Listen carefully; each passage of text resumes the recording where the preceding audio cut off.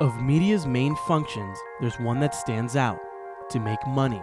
The profit culture surrounding mass media is what drives which ads you see, what language you hear, and most importantly, who you're watching.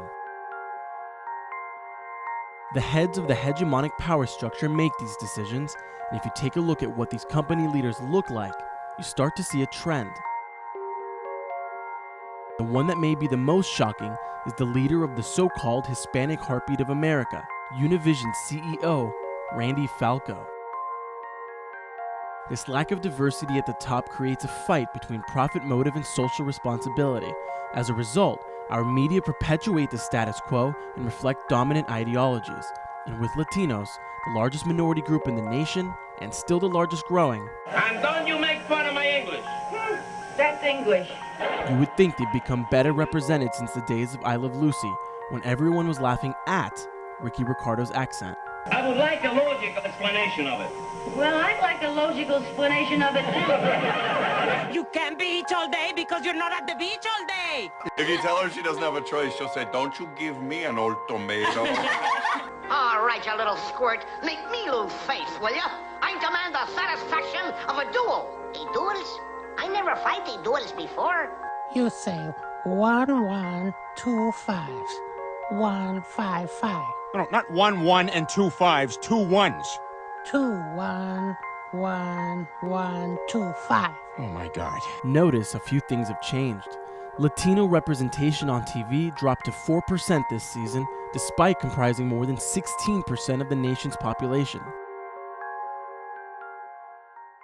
And even then, the National Latino Media Council gave Disney ABC a B, CBS a B+, NBC an A-, and Fox an F for television diversity.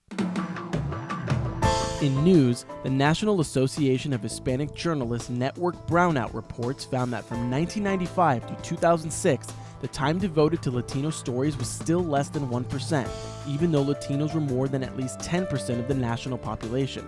A few years later, in 2009, the Pew Hispanic Center sampled 34,000 news stories. Only 645 mention Latinos, often in a negative light. I didn't say herrings, I said herrings. As a result of these stereotypes, a recent study found that non-Latinos commonly believe many negative stereotypes about these groups to be true. And if we go back to the main function of media, making money, then studies show these companies better start catering more to Latinos. The purchasing power of Latinos continues to grow at a faster rate than that of the non-Hispanic population, $1 trillion. On Sunday morning talk shows, a study found only 12 total Latino guests during a 6-month stretch of programming. That's wild considering the Pew Hispanic Center says Latinos, quote, punch below their weight in terms of voting. The Pew Hispanic Center says the average age of Latino voters is 27 compared to 45 for non-Hispanic whites, and that the number of Latino voters is expected to double by 2030. And although CNN, ABC, and ESPN are trying new ventures marketed towards English-speaking Latinos, is it meant to cater to their wants or further annihilate them from their traditional programming? There are promising moves for Latinos in television.